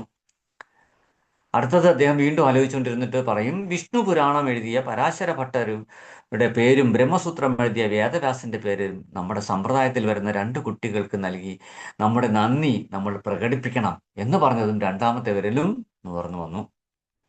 അത് കഴിഞ്ഞ് വീണ്ടും ധ്യാനിച്ചിട്ട് അദ്ദേഹം പറയും, നമ്മാൾവാർ പാടിയ തിരുവായ്മൊഴിക്ക് അതിശയകരമായ വ്യാഖ്യാനം എഴുതി നമ്മുടെ സമ്പ്രദായത്തിൽ വരുന്ന ഒരു കുട്ടിക്ക് ആ പേരും നൽകും. ഇതുകൂടി പറഞ്ഞതും 3ാമത്തെ വിരലും മടങ്ങിയിരുന്ന വിരലും തനിയെ നിവർന്നു. മരിച്ച ശരീരമാണെന്ന് ഓർക്കണം. 3 വിരലും തന്നെ 3 നിവർന്നു. അങ്ങനെ 3 വിഷയങ്ങൾ ചെയ്യാമെന്ന് പറഞ്ഞാൽ യമുനാചാര്യരുടെ മുഖം തന്നെ, ആ ഡെഡ് ബോഡി തന്നെ അങ്ങനെ പ്രകാശമാനമായി മാറി വലിയ തേജസ്സോടുകൂടി പുഞ്ചിരിയോടുകൂടി ആ ശരീരം കാണാൻ തുടങ്ങി. ഇത് കണ്ട് ഭക്തരും ശിഷ്യരുമായിട്ടുള്ള ജനങ്ങൾ രാമാനുജാചാര്യരുടെ പാദത്തിൽ വീണ് നമസ്കരിച്ചിട്ട് പറയും, അങ്ങ് തന്നെയാണ് വൈഷ്ണവ സമ്പ്രദായത്തെ നയിക്കാൻ യോഗ്യതയുള്ള ഒരേ ഒരാൾ എന്ന് അവർ പറയും. അപ്പോൾ ഒരു ഗുരുവിനെ കിട്ടാൻ എത്ര ആഗ്രഹത്തോടെ ഇവിടേക്ക് വന്ന തനിക്ക് ഏറ്റവും നല്ല ഒരു ഗുരുവിനെ കയ്യെത്തും ദൂരത്ത് നഷ്ടപ്പെട്ടതിൽ ഭഗവാൻ രംഗനാഥനോട് അദ്ദേഹത്തിന് ചെറിയ ഒരു പിണക്കമുണ്ടായിരുന്നു. അതുകൊണ്ട് തന്നെ അദ്ദേഹം രംഗനാഥനെ ദർശനം എടുക്കാതെ തിരിച്ച് ശ്രീരംഗത്തു നിന്നും കാഞ്ചീപുരത്തേക്ക് വളരെ വിഷമത്തോടെ അദ്ദേഹം പോകും. എന്നിട്ട് അദ്ദേഹം ചിന്തിക്കും, ഞാൻ എന്താഗ്രഹിച്ചാലും അത് നടക്കുന്നില്ലല്ലോ. ആദ്യം യാദവ് പ്രകാശ് എന്നെ പുറത്താക്കി. 2ാമത് തിരുക്കച്ചി നമ്പി ഞാൻ ഗുരുവാകാൻ അപേക്ഷിച്ചപ്പോൾ അദ്ദേഹം അതിനുള്ള യോഗ്യതയില്ലെന്ന് പറഞ്ഞ് തള്ളി. ഇപ്പോൾ ആളവന്താർ യമുനാചാര്യന്റെ ഗുരുവാകുമെന്ന് ഞാൻ വളരെ ആഗ്രഹിച്ചു, അദ്ദേഹവും മരിച്ചുപോയി. അപ്പോൾ കാഞ്ചീപുരത്തിൽ ഇനിയിപ്പോൾ ഭഗവാനെ സേവിച്ച് കൊണ്ട് ഞാൻ ഇവിടെ കഴിയണേ ഉള്ളൂ. ഞാൻ ശ്രീവൈഷ്ണവ സമ്പ്രദായത്തിന്റെ അതിന്റെ സ്ഥാനമൊന്നും ഏറ്റെടുക്കാൻ ഞാൻ പോകില്ല, ഞാൻ ഇവിടെ തന്നെ കഴിയുമെന്ന് പറഞ്ഞ് അദ്ദേഹം അവിടെ കഴിയുന്നു. അങ്ങനെ അദ്ദേഹത്തെ രാമാനുജാചാര്യർ എന്ന് പേരിട്ടതാര്? ശ്രീരംഗത്ത് തിരിച്ചു വന്ന ശ്രീ വൈഷ്ണവ സമ്പ്രദായം ഏകോപിപ്പിച്ച് അതിൻ്റെ ആചാര്യനായപ്പോൾ അദ്ദേഹം എങ്ങനെയാണ് സന്യാസിയാകുന്നത്? ഇതൊക്കെയാണ് ഇനി പറയാനുള്ളത്. സമയം ഉണ്ടെന്ന് തോന്നുന്നു, കുറച്ചും കൂടി പറയാം. അപ്പോൾ അങ്ങനെ രാമാനുജാചാര്യർ വളരെ വിഷമത്തോടെ ശ്രീരംഗത്ത് നിന്നും കാഞ്ചീപുരത്തേക്ക് തിരിച്ചു വന്ന് താൻ മുമ്പ് ചെയ്തു വന്നിരുന്ന സേവനം, സാലൈ കിണറിൽ നിന്നും വെള്ളം കൊണ്ടുവന്ന് ഭഗവാന് അഭിഷേകം ചെയ്യാൻ തുടങ്ങി. തനിക്ക് ഗുരുവായിട്ട് ആരുമില്ല എന്ന ഒരു വിഷമം അദ്ദേഹത്തിനെ ബാധിച്ചിരുന്നു. 6 മാസത്തിനുള്ളിൽ തൻ്റെ മാതാവും ശരീരം വിട്ടുപോകുന്നു. അമ്മയും മരിക്കുകയാണ് ഈ സമയത്ത്. അങ്ങനെ മനസ്സ് വേദന കൊണ്ട് പൊളഞ്ഞ രാമാനുജാചാര്യർ വീണ്ടും തിരുക്കച്ചി നമ്പിയെ ചെന്ന് കണ്ടിട്ട് പറയും, സ്വാമി, എൻ്റെ ജീവിതം വളരെ ദുഃഖപൂർണ്ണമായിട്ട് നിൽക്കുന്നു, എന്ത് ചെയ്യണമെന്ന് പോലും എനിക്കറിയില്ല, അങ്ങ് തന്നെ എന്നെ ശിഷ്യനാക്കണം എന്ന് വീണ്ടും പറയും. അപ്പോഴും അദ്ദേഹം പറയും, ബ്രാഹ്മണനായ നിന്നെ ശിഷ്യനാക്കാൻ മാത്രം താഴ്ന്ന ജാതിക്കാരനായ എനിക്ക് ഒരു യോഗ്യതയൊന്നുമില്ല, അതുകൊണ്ട് നിനക്ക് പറ്റിയ ഒരു ഗുരു വീണ്ടും കിട്ടും എന്ന് ആര് പറയുന്നു? തിരുക്കച്ചി നമ്പി പറയും. എന്നാൽ അദ്ദേഹം രാമാനുജാചാര്യർ തിരുക്കച്ചി നമ്പിയെ മാനസ ഗുരുവായിട്ട് സ്വീകരിച്ചു കഴിഞ്ഞു. ഒരു ഗുരുവിന്റെ സ്ഥാനം തന്നെ അദ്ദേഹം കൊടുത്തു. എന്നാൽ ഗുരുവായിട്ട് ദീക്ഷാ ചടങ്ങൊന്നും നടത്തി അങ്ങനെ ഗുരുവായിട്ടുമില്ല ഇവിടെ. അങ്ങനെ എന്താണ് ഭഗവാന് തീർച്ചയായിട്ടും അതിവിശിഷ്ടനായ ഒരു ഗുരുവിനെ നിനക്ക് നൽകുമെന്ന് തിരുക്കച്ചി നമ്പി പറഞ്ഞ് ആശ്വസിപ്പിച്ചു. ശരി, എന്നാൽ അങ്ങനെ ആയിക്കോട്ടെ, എന്നാൽ അങ്ങ് എൻ്റെ വീട്ടിൽ വന്നിട്ട് എൻ്റെ ആതിഥേയത്വം സ്വീകരിക്കണം ഒരു ദിവസം എന്ന് പറഞ്ഞു. അതെങ്കിലും അങ്ങ് ചെയ്യണം എന്ന് പറയും. കാരണം ശുദ്ധ വൈഷ്ണവനായ അദ്ദേഹത്തെ വീട്ടിലേക്ക് ക്ഷണിച്ച് ആഹാരം നൽകിയാൽ അദ്ദേഹം കഴിച്ചതിൻ്റെ ഉച്ഛിഷ്ടം അത് കഴിച്ചു കഴിഞ്ഞാൽ തന്നെ താൻ എന്തുമാത്രം ഭാഗ്യവാനും പരിശുദ്ധവാനും ഭക്തനുമൊക്കെ ആയിട്ട് മാറും. അതൊരു വലിയ ഭാഗ്യമാണ്. അതുകൊണ്ട് അതെങ്കിലും അങ്ങ് എനിക്ക് വേണ്ടി ചെയ്തു തരണം എന്ന് ആര് പറയും? രാമാനുജാചാര്യര് ഇളയാൾവാറ് തിരുക്കച്ചി നമ്പിയോട് പറയും. അങ്ങനെ ഭക്തനായ തെണ്ടരടി പൊടിയാൾവാറ് പറഞ്ഞിട്ടുള്ളത് എന്തെന്ന് വെച്ചാൽ, ഒരു വൈഷ്ണവൻ അല്ലെങ്കിൽ ഒരു ആചാര്യൻ കഴിച്ചതിൻ്റെ ഉച്ഛിഷ്ടം കഴിച്ചാൽ ഭഗവാന്റെ പ്രസാദം കഴിച്ചതിനെ പോലെ തന്നെ തുല്യമാണ്. അത്രമാത്രം പരിശുദ്ധമാണത്. അത് നമ്മളെയൊക്കെ മൊത്തം ശാരീരികം മാനസികമായിട്ടൊക്കെ പരിശുദ്ധമാക്കി മാറ്റും എന്ന് മാത്രമല്ല, ശാസ്ത്രം പറയുന്നതനുസരിച്ച് ഭഗവാന്റെ പരിശുദ്ധനായ ഒരു ഭക്തന്റെ, ഒരു വൈഷ്ണവന്റെ ഉച്ഛിഷ്ടം കഴിക്കുന്നവർക്ക് 60,000 വർഷത്തെ അല്ലെങ്കിൽ അനേകം ജന്മങ്ങളിലെ നമ്മൾ ചെയ്തു കൂട്ടിയ പാപങ്ങളെല്ലാം കത്തിക്കരിഞ്ഞു പോകുമെന്നാണ് ശാസ്ത്രം തന്നെ പറയുന്നത്. അപ്പൊ ഈ ശാസ്ത്രമൊക്കെ ആര് പഠിച്ചിട്ടുണ്ട്? രാമാനുജാചാര്യർ പഠിച്ചിട്ടുണ്ട്. അപ്പൊ അതൊരു കാരണം. പിന്നെ പരമഭക്തന്റെ പ്രസാദം കഴിക്കണം എന്നുള്ള ആഗ്രഹം. അങ്ങനെ അത് പറയും. അപ്പോ തിരുക്കച്ചി നമ്പി പറയും, അയ്യോ നീ ഒരു വലിയ മഹാബ്രാഹ്മണൻ, ഞാനാണെങ്കിൽ വെറും വൈശ്യൻ, ഞാൻ എങ്ങനെ നിന്റെ വീട്ടിൽ വന്ന് ഭക്ഷണം കഴിക്കും? ബ്രാഹ്മണര് അത് അറിഞ്ഞാൽ വലിയ പ്രശ്നമുണ്ടാക്കും. അന്നത്തെ കാലമാണ്, ഇന്നത്തെ പോലെയല്ല. ഇപ്പോഴാണ് ജാതിയൊക്കെ ചിന്ത ഇല്ലാതെ, അന്ന് ഭയങ്കര ജാതി ചിന്തയുള്ള കാലഘട്ടമായിരുന്നു. അപ്പോ അപ്പോൾ അദ്ദേഹം പറയും, അങ്ങനെയൊന്നും സംഭവിക്കില്ല, അങ്ങ് വന്നാ മതി. എൻ്റെ വീട്ടിൽ ആരും വന്ന് അങ്ങനെ പ്രഹളമൊന്നും ഉണ്ടാക്കില്ല എന്ന് ആര് പറയും? രാമാനുജാചാര്യർ പറയും. അപ്പോൾ ഇത് 1008 വർഷം, 1008 വർഷത്തിലാണ് ഈ സംഭവം നടക്കുന്നത്. ഇതിപ്പോൾ 2022 ആയി.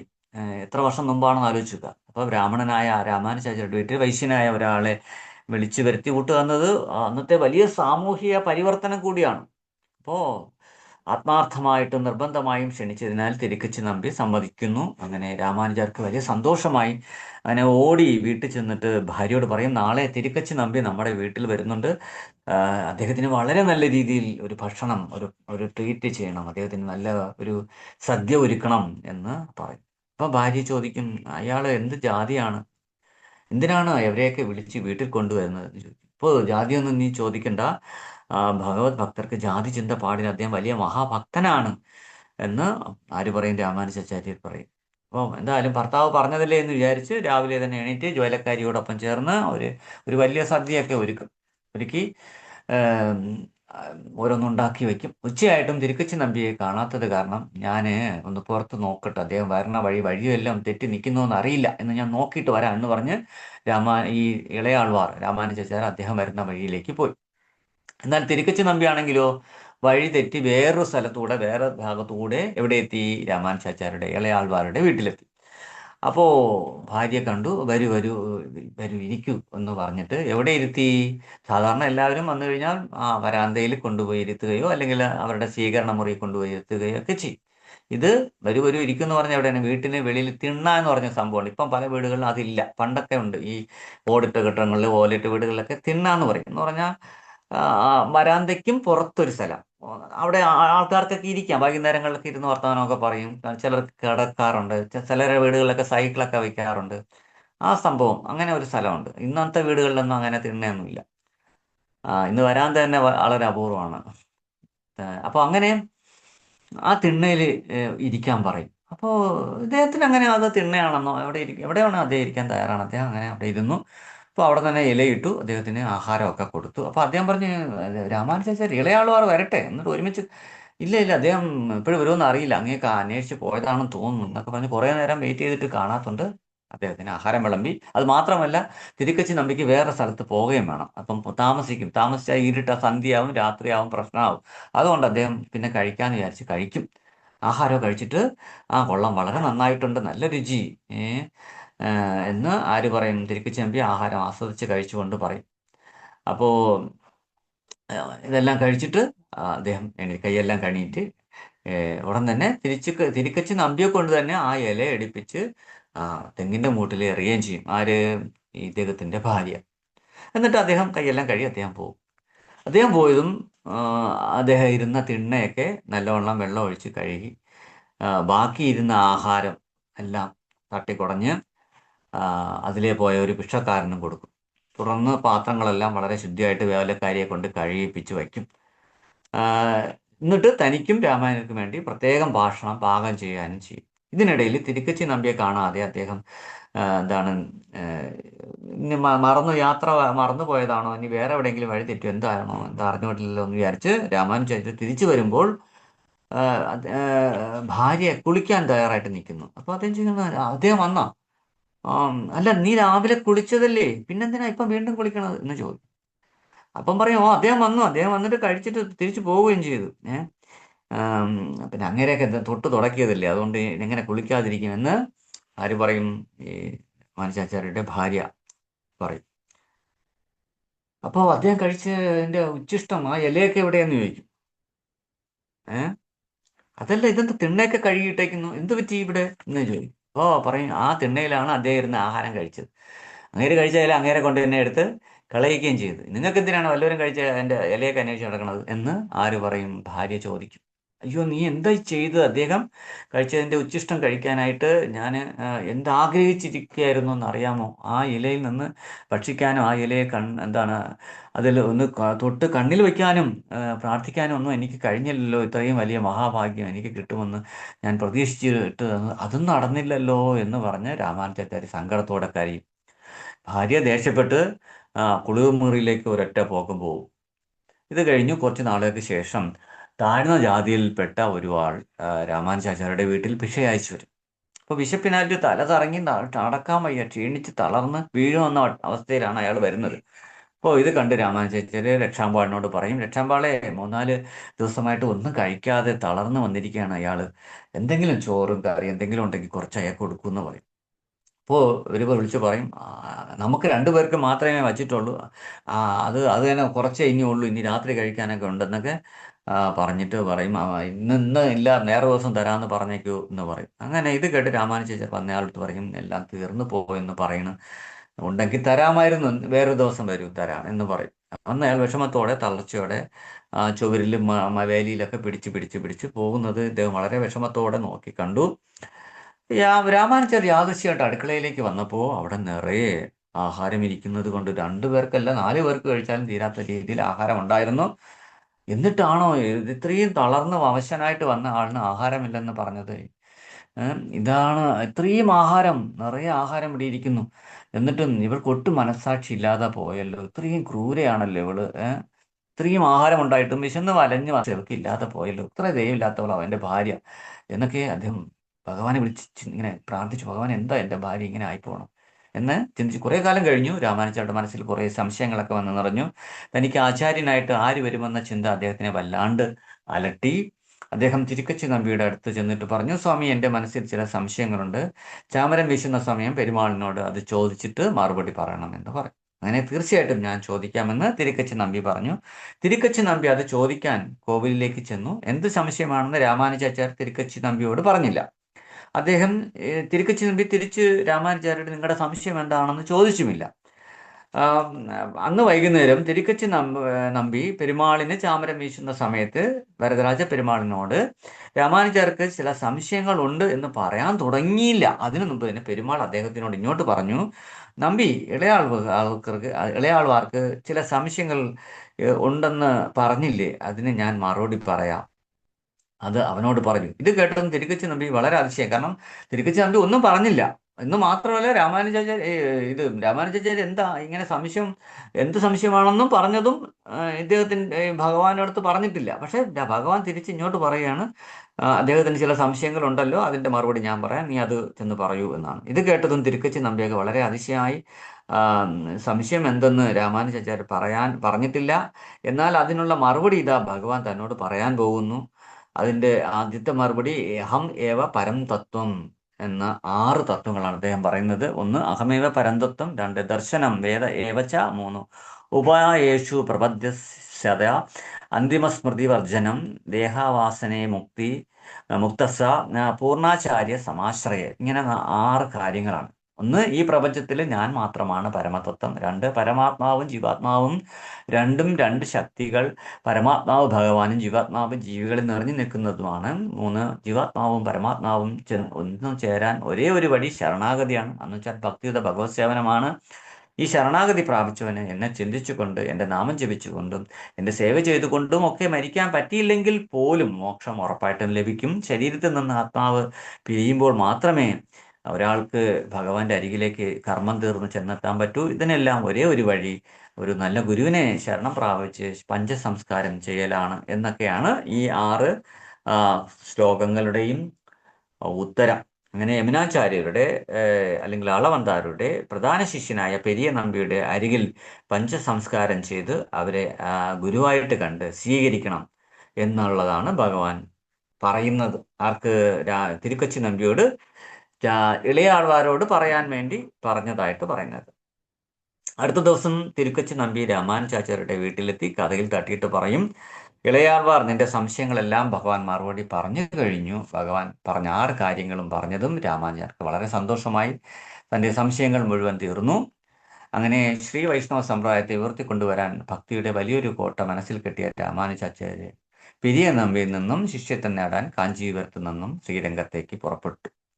പെരുമാൾ തന്നെ എനിക്ക് ആചാര്യനെ കാട്ടിത്തന്നു എന്ന സന്തോഷത്തോടെ ശ്രീരംഗത്തിലേക്ക് നടക്കവേ ശ്രീരംഗത്ത് പെരിയ നമ്പിക്ക് ഭഗവാൻ സ്വപ്നത്തിൽ വന്നിട്ട് പറയും, പെരിയ നമ്പി, ഇളയാൾവാർക്ക് ഒരു ആചാര്യൻ അത്യാവശ്യമായിരിക്കുന്നു. നീ വേഗം കാഞ്ചീപുരത്ത് പോയി ശിഷ്യത്വം നൽകൂ എന്ന് ഭഗവാൻ അവിടെ ശ്രീരംഗത്ത് ശ്രീരംഗനാഥൻ പെരിയ നമ്പിയോട് ഇങ്ങോട്ട് കാഞ്ചീപുരത്തേക്ക് പോയി ശിഷ്യത്വം നൽകൂ എന്ന് പറയുന്നു. ഇവിടെ ഭരതരാജ പെരുമാള് പറഞ്ഞത് പ്രകാരം പെരിയ നമ്പിയിൽ നിന്ന് ശിഷ്യത്വം നേടാനായിട്ട് രാമാനുജാചാര്യർ ശ്രീരംഗത്തേക്ക് പോകുന്നു. അങ്ങനെ പെരിയ നമ്പി പത്നിയോടൊപ്പം കാഞ്ചീപുരത്തിലേക്ക് നടന്നു. അങ്ങനെ അവർ മധുരാന്തകം എന്ന സ്ഥലത്ത് വെച്ച് രാമാനുജാചാര്യരും പെരിയ നമ്പിയും പരസ്പരം കണ്ടുമുട്ടുന്നു. സമയം അതിക്രമിച്ചത് കൊണ്ട് നമ്മൾ ഇവിടെ നിർത്തുകയാണ്. ഇനി നാളത്തെ ക്ലാസ്സിൽ അദ്ദേഹം പെരിയ നമ്പിയിൽ നിന്നും ശിഷ്യത്വം സ്വീകരിക്കുന്നതും അത് കഴിഞ്ഞ് അദ്ദേഹം ഭാര്യ ഉപേക്ഷിക്കേണ്ടി വരുന്ന കാര്യവും സന്യാസം സ്വീകരിക്കുന്ന കാര്യവും തുടങ്ങിയുള്ള മറ്റ് സംഭവങ്ങളൊക്കെ നാളെ പറയുന്നതാണ്. ഹരേ കൃഷ്ണ. എന്തെങ്കിലും ചോദിക്കാനുണ്ടെങ്കിൽ പെട്ടെന്ന് ചോദിച്ചോളൂ. ഹരേ കൃഷ്ണ. നാളെ 5 മണി മുതൽ 6 മണി വരെയും 6 മണി മുതൽ 7 മണി വരെയും സെയിം ശ്രീപതി പ്രഭുവിന്റെ സത്സംഗമാണ്. അതുകൊണ്ട് ആരും മിസ് ചെയ്യരുത്. ഒരുപാട് 100 പേരോളം ഉള്ളത് 82 പേർക്കേ വരാൻ പറ്റുള്ളൂ. എന്തായാലും വളരെ ഭാഗ്യം ചെയ്ത ആൾക്കാരാണ് നിങ്ങളെല്ലാവരും.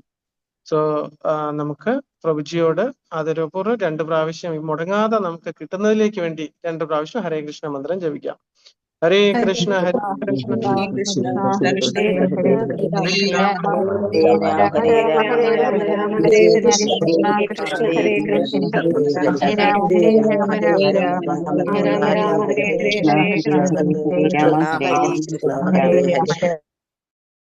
കൃഷ്ണ. ഇത് നോൺ സ്റ്റോപ്പ് ആണ്. ആരും മിസ് ചെയ്യരുത്. മിസ് ചെയ്ത നഷ്ടം മിസ് ചെയ്യുന്ന ആൾക്കാർക്കാണ്. സോ എന്തെങ്കിലും കമന്റ്സ് ഉണ്ടെങ്കിൽ വേഗം പറയൂ. ഒരു 2 മിനിറ്റ് ആരതി സമയമായി. പ്രഭു, സ്പീഡ് ഇച്ചിരി കൂടുതലായതുകൊണ്ട് ഒന്നും എഴുതിയെടുക്കാൻ വ്യക്തമായിട്ട് പറ്റിയില്ല പ്രഭു. ക്ഷമിക്കും പ്രഭു. അടുത്ത നെക്സ്റ്റ്. അടുത്ത സംശയം ആർക്കെങ്കിലും കമന്റ്സ് പറയാം? ഹരേ കൃഷ്ണ. വളരെ നല്ല ക്ലാസ് ആയിരുന്നു പ്രഭു, വളരെ നല്ല ക്ലാസ് ആയിരുന്നു. കാരണം നമ്മൾക്ക് അറിയാൻ പറ്റാത്ത കുറേ കാര്യങ്ങൾ നമുക്ക് രാമാനുജാചാര്യരെ കുറിച്ച് അറിഞ്ഞുകൂടായിരുന്നു. അപ്പൊ അതൊക്കെ അറിയാൻ പറ്റിയല്ലോ. വളരെ താങ്ക്സ് പ്രഭു, നല്ല ക്ലാസ് ആയിരുന്നു. ഹരേ കൃഷ്ണ പ്രഭു. എനിക്ക് ഇതിന്റെയൊക്കെ ഒരു നോട്ട്സ് കിട്ടിയാൽ എനിക്ക് കുറച്ച് കുട്ടികളുണ്ട്, അവർക്ക് പറഞ്ഞു കൊടുക്കാൻ ആഗ്രഹിക്കുന്നുണ്ട് ഞാന്. ഇതിന്റെ നോട്ട്സ് ഒന്ന് നമ്മുടെ ഗ്രൂപ്പിൽ ഇടാൻ പറ്റുമോ? വളരെ യൂട്യൂബിലൂടെ ഇത് സെയിം ഇതുപോലെ തന്നെ ഞാൻ റെക്കോർഡ് ചെയ്ത് ഇടുന്നുണ്ട്. ഓക്കെ, ഭാഗവത ഗംഗാ പ്രഭാതത്തിലുണ്ട്. ഹരേ കൃഷ്ണ. ഹരേ കൃഷ്ണ. ഹരേ കൃഷ്ണ.